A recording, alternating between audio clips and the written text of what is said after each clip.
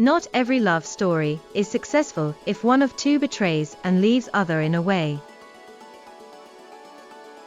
Better is then, the other one must go back.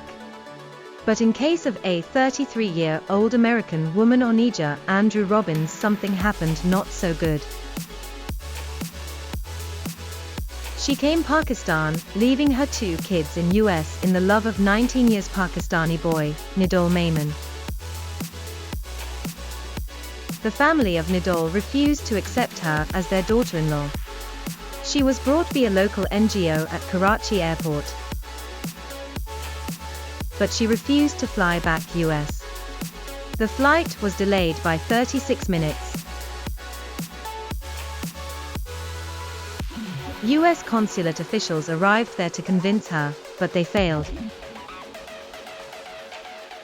Onija then hired an online taxi and went to somewhere in city not known to anyone.